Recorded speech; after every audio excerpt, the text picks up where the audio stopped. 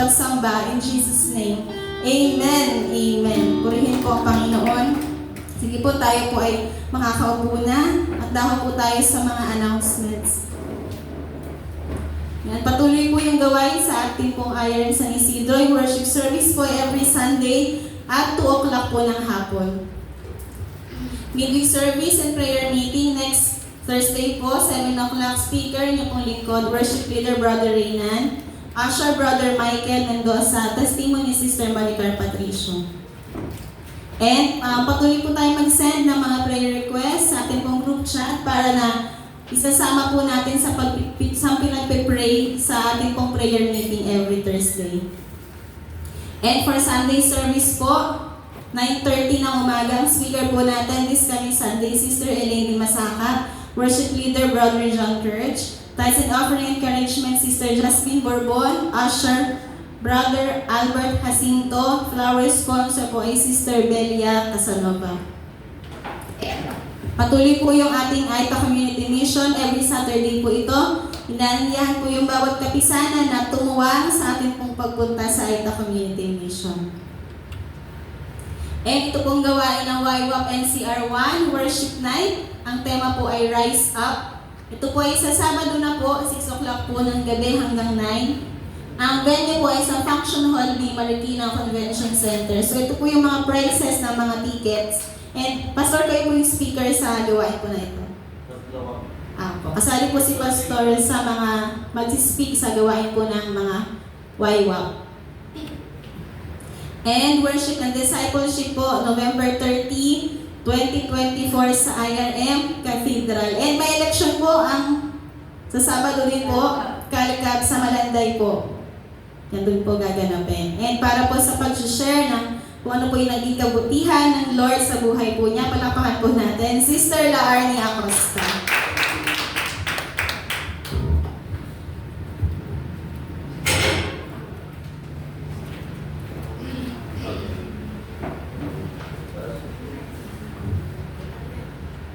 Magandang gabi po sa inyong lahat. Pasensya na po kayo sa aking boses.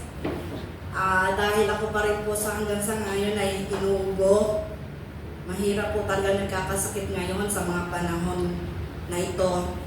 Marami po akong dapat ipagpasalamat sa Diyos.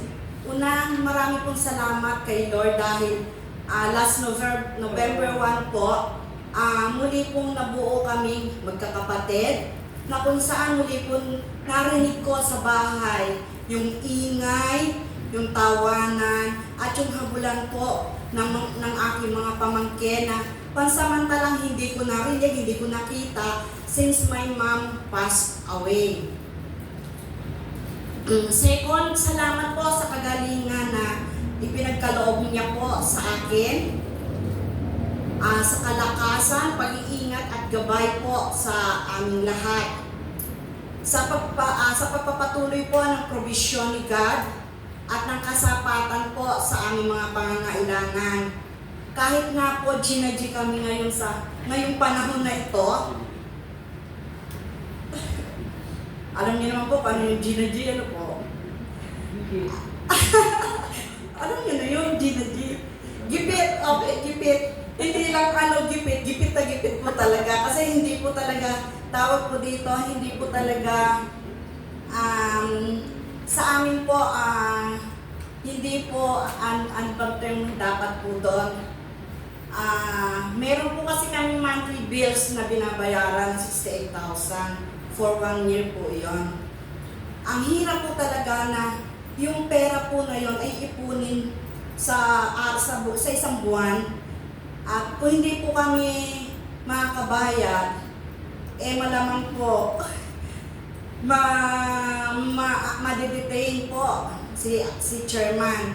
Hindi nyo po alam na ating chairman po. Ako lang magsasabi, siguro ito na yung time na isabihin sa kanila. Ang ating chairman po ay kakulong for 3 days dahil po sa PD 22, ito po yung bouncing check. Alam po ni Pastor yan. Yan po lahat ang nakakaalam ng mga nangyayari sa amin. At that time, wala po malapitan. Kasi sabi nung kabilang kampo, yung pinagkakutangan po namin sa battery po, kailangan namin ma-settle down yung almost 900,000. Pero saan naman po kami kukuha ng ganong kahalaking halaga? So lumapit po kami kay Attorney Lea, siya po nag-handle po ng kaso ni Chairman. At 4 months o 4 to 5 months na po namin nababayaran yung 68,000. Ang kabilin-bilinan lang po sa amin ni Attorney Lea, huwag kaming pumalya kasi tiyakan, magiging grounds uli yun, parang puling damputin si Chairman, na ayaw naman po talaga namin mangyari. Maraming tumulong mga kapatid ko, especially yung nasa Amerika. Halos siya po yung nagbigay ng ang tawag dito ng pansamantalang laya. Ano po kami? Nagpiyansa po kami. Magkano nga ba yun pa? Ng 100? Ha? 140,000. Ano yun? Pero pag kami po ay nanalo sa yung 140 na yun, may babalik po. Pwede ibalik namin, pwede makuha nung supplier namin, magiging kabawasan doon sa utang namin. Nakauwas yun? Naawas nga po nakuha ng supplier. Pero sa panahon po ngayon, talaga gusto namin muling lumapit kay attorney, makiusap muli doon sa kabilang kampo na kung pwede sana babaan yung aming monthly bill na 68. Hindi na po kung kasi talaga sa panahon po ngayon, napakahirap namin maabot yung 68 dahil sa unang-una, miski si James umaangal sa tumal ng benta. May month po kasi talaga. Pero ngayon po kasi ang month po ng November ay talaga pong ito yung time na bentahan ng December at November, December bentahan ng battery malakas. Pero iba na po talaga yata ang panahon ngayon. Dahil minsan isa-isang araw walang benta. Pero yung naramdaman namin yung pangako ng Panginoon, sabi niya hindi niya kami iiwan, ipababayaan man. Yun yung pangako na kiniklaim namin na sana matapos yung 68,000 makakuha kami, tawag po dito, makaipon kami ng 68,000 a month. Ngayon nga, sabi ni James, Mama, malabo makabayad tayo ngayon. Nakikita niya kasi ang tumal ng takbo. Ngayon gumawa si James ng para kasi 15 days na lang binebenta po niya yung kanyang cellphone. Baka kung meron sa inyong gusto, iPhone niya, latest ng iPhone. Hindi ba? Chat po si James. Binebenta niya para yung kakulangan ay aming mapunan. Sabi nga sa 1 Thessalonians 5:18, ano man daw po yung circumstansya ng ating buhay, ginadji tayo, kapos man huli, mas nalungkot tayo, always, sabi niya, give thanks to the Lord. Dahil ito po yung will ng Diyos sa atin. Maraming pong salamat sa inyo.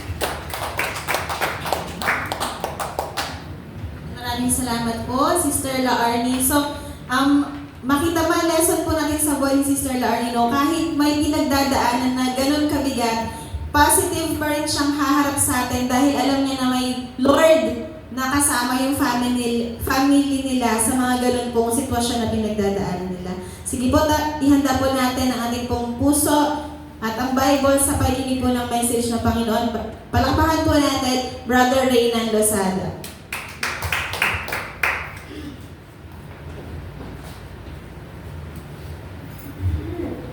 Amen. Salamat po muli sa gabing ito, sa patuloy na rin pong pagkilos sa buhay namin sa araw-araw, sa mga biyaya na kanya pong pinagkakaloob. Maging po sa akin pong buong family, sa mga kambal, salamat din dahil sila po ay talaga naman napaka-healthy na ang bigat na po nila. Sila po ay titimbang na ng 7 kilos. Doon po sa pong pag-aanap buhay, salamat sa kanya pong pagkabay sa araw-araw.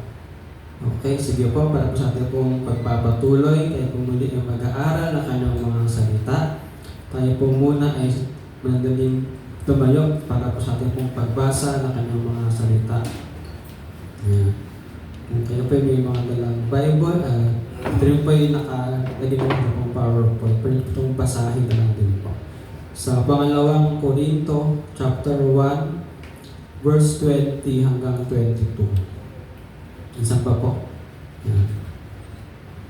Pangalawang Korinto, chapter 1, verse 20 hanggang 22. Sige po, kung hindi po nabasa, hindi pong basahin po ng sabay-sabay.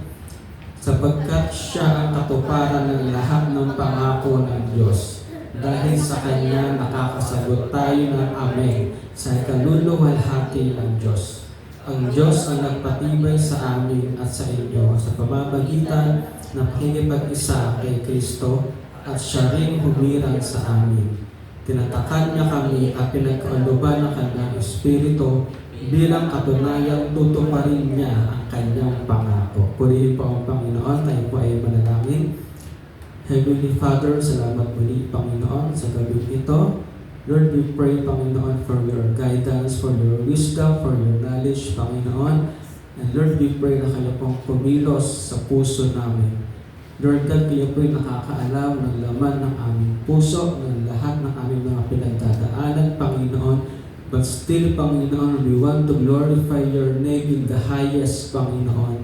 Purihin ka, Lord God, sa pangalan ni Jesus. Amen. Amen. Sige po, tayo po'y makakaupo na po.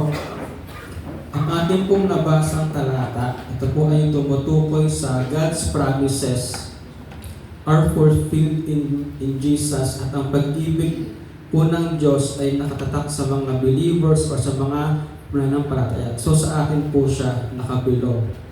Yung pong pangako ng Diyos, yung pong seal po niya para sa kanya pong mga believers. Wala na daw na masihigit pa sa mga pangako ng Diyos.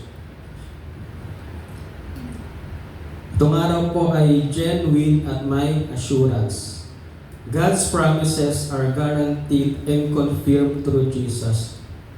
Kaya nga po tayo ay nakakatugon ng mga salitang Amen dahil po kay Jesus. And the word daw pong Amen means yes indeed or so be it. Numanti po, mangyari nawa ang kanyang kalooban. Yes Lord, Amen.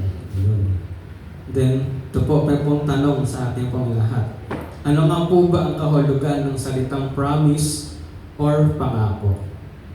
It is an assurance that one will definitely do, give, or arrange something. Ito daw po ay kasunduan na gagawin niya or ibibigay niya or aayusin niya ang inyo po na pagkasunduan. So meaning, parang meron po kayong agreement between both parties. Ito rin po ay isang commitment sa isa't isa na meron siyang isang salita or word of honor. Pero bakit daw po may mga pangako na napapako? Halimbawa daw po, sis, bro, pangako next week babayaran kita. Dumaan ang next week, dumaan ang 1 month, hindi po siya nakabayad. Bakit daw po kaya? Ito daw po yung mga dahilan na yung ba nakakalimot daw po tayo sa mga pangako o sa ating pong nabitawang promise sa ating pong kapwa.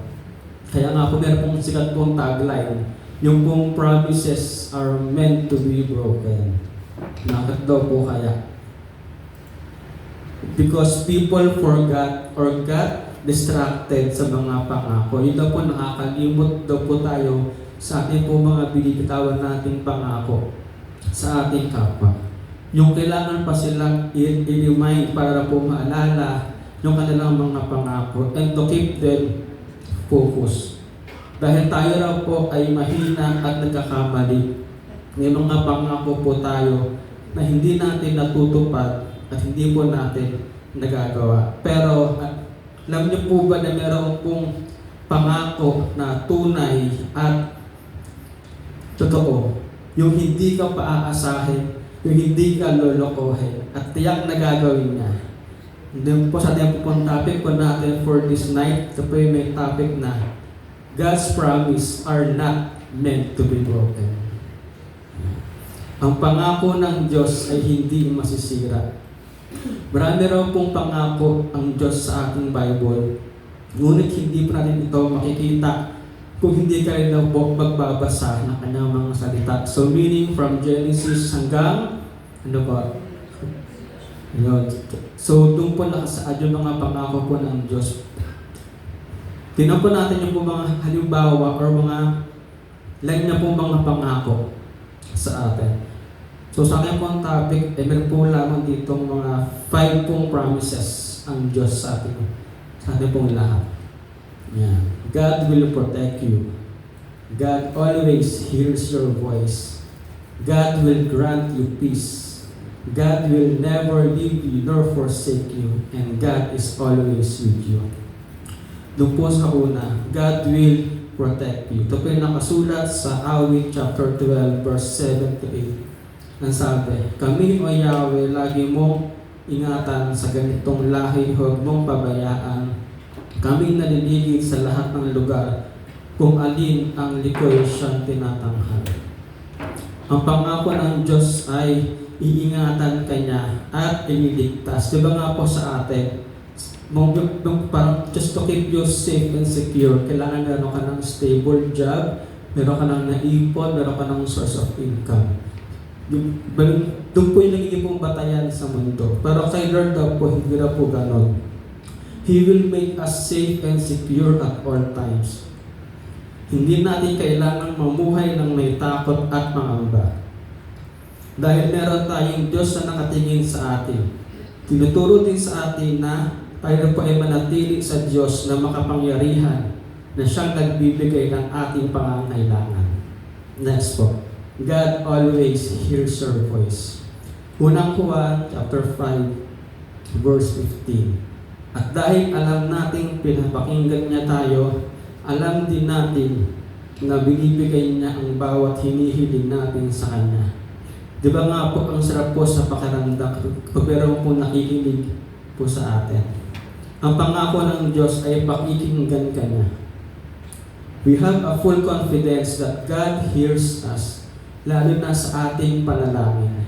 Siya ay tapat at napagmahal na Ama. He answers our prayers with yes, no, and wait. Ano po yun? Yes, ito po ang kalooban niya para sa iyo. No, meron siyang mas magandang kalooban para sa iyo. And wait, maghintay ka at magtiyaga sa kalooban niya para sa iyo. Next po, God will grant you peace. Sa Juan 14:27. Kapayapaan ang iniiwan ko sa inyo, ang aking kapayapaan ang binibigay ko sa inyo. Hindi ito katulad ng binibigay ng sanlibutan. Huwag kayong mabalisa, huwag kayong matakot. Diba nga po sa atin, parang yung pong granting ng mga peace, yung mga bagay sa mundo, yung mga bagay na material na meron ka na. Sample, pag meron ka ng bahay, feeling mo at peace ka na. Pag meron ka ng magandang lupa, feeling mo at peace ka na. Ang pangako ng Diyos ay bibigyan kanya ng kapayapaan. Ito daw po ay kapayapaan na galing kay Jesus. Sa mga panahon na ikaw ay naguguluhan, let God be your peace. Sa mga panahon na ikaw ay nahihirapan, let God be your peace. This verse offers comfort and encouragement to those who are troubled and afraid. Next po, God will never leave you nor forsake you. Hebrews 13:5. Huwag kayong magmukhang sa dapig, masayahan na kayo sa anumang nasa inyo. Sapagkat sinabi ng Diyos, hindi kita iiwan ni pababayaan man. Ang pangako ng Diyos po sa atin ay hindi ka raw niya, iniiwan or pinababayaan. Ito raw po yung paalala sa atin na Unahin natin ang Diyos ng higit sa lahat. Hanapin natin ang contentment sa Diyos kaysa sa mga yaman dito po sa mundo. Mamuhay tayo na kasama natin ang Diyos at maging masaya sa kung anumang pong mga bagay na meron tayo. The Lord God will provide all that we need. Basta tayo po ay founded at rooted ng Kanya pong mga salita. Yung panghuli po, God is always with you. Mateo 28:20. At turuang sumunod sa lahat ng pinag-utos ko sa inyo. Tandaan ninyo, ako'y laging kasama ninyo hanggang sa katapusan ng sanlibutan. Ang pangako po ng Diyos ay kasama natin siya araw-araw, sasamahan Kanya hanggang sa huli. Gagabayan tayo at itatama ang landas natin. Kaya nga po, di ba sabi, God is Emmanuel, meaning God is with us. He is always present kahit hindi mo siya nakikita. Mararamdaman mo ito lalo na sa mga taong sinuko na ang buhay nila sa Diyos. If God is for us, who can be against us? Amen. And lastly po, God keeps His promise. Ang pangako ng ating Diyos ay tunay. Wala siyang pangako na hindi tinupad. God's promise can give us hope, strength, and guidance. The more na tayo po ay nagbabasa ng Kanyang mga salita, the more din natin nakikita ang Kanyang mga pangako para sa atin. Hanapin po natin ang kalooban niya at asahan ang Kanyang pagkilos sa buhay natin. Ang pangako ng Diyos hindi masisira. God's promise are not meant to be broken. Purihin po ang Panginoon, tayo po yung manalangin. Lord God, we claim, Panginoon, na Kayo po'y kasama namin sa laban ng buhay namin. Lord God, sumula po Lunes hanggang Linggo, kami po'y napakarami namin kinakaharap, Panginoon, sa aming pong hanap buhay, sa aming negosyo, pag-aaral, sa mga taong nakapaligid namin. Lord God, pangahawakan namin ang higit kong pangako mo na lagi ka namin kasama anumang pong pagsubok ang dumating sa amin. Purihin ka sa pangalan ni Jesus. Amen.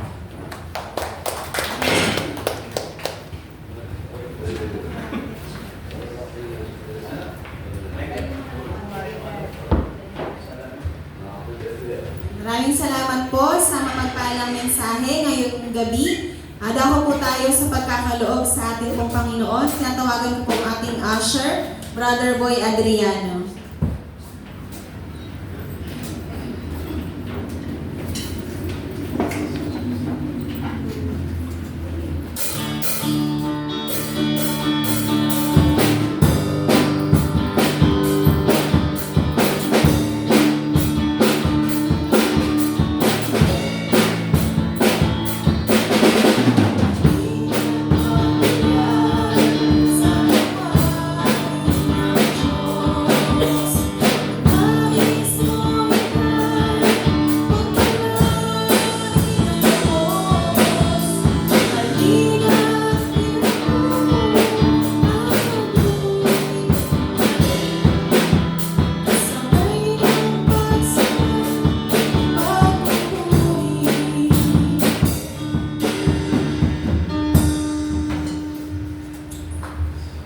Yes, Lord God, maraming salamat po, Panginoon, sa gabi ito, Panginoon, sa mga kaloob na ito namin natanggap at pinibigay sa inyo, Panginoon.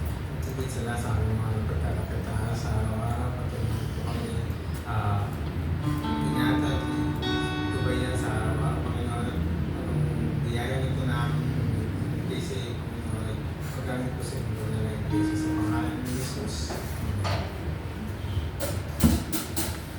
Salamat po, Brother Boy. Tayo pong lahat ay tumayo para po sa ating closing song.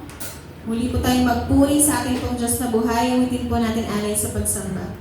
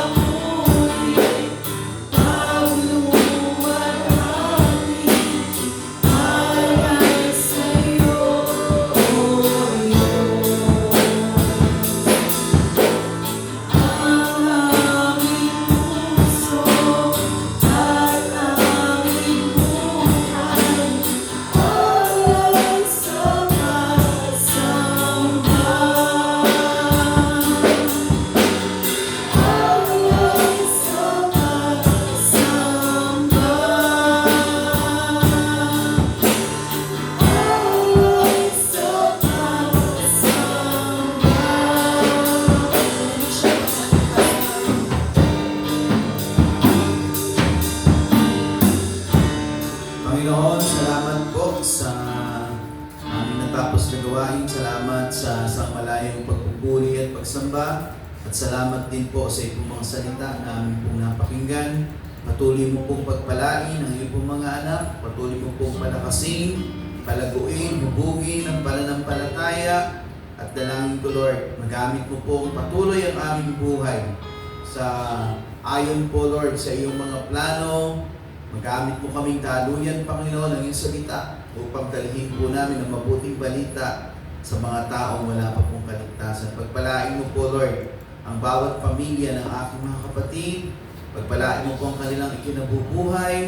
Dalangin ko po ang iyong pagsama, ang iyong pangunguna, ang iyong pag-iingat at pagkalinga ay maranasan po nila. Lord, sa sandali pong ito, sa pagtataas ko po ng aking kamay, iparanas mo po sa amin ang iyong pong mayamang basbas. Ang pag-ibig ng ating amang nasa langit, ang patuloy nating maranasan, ang pagliligtas ng ating Panginoong Hesus, at ang patuloy niyang pagpapalago sa ating pananampalataya, at kayo na rin ang pakikipisan ng Diwang Banal, ang siyang sumaating lahat mula ngayon at sa magpakailanman. Amen. Amen.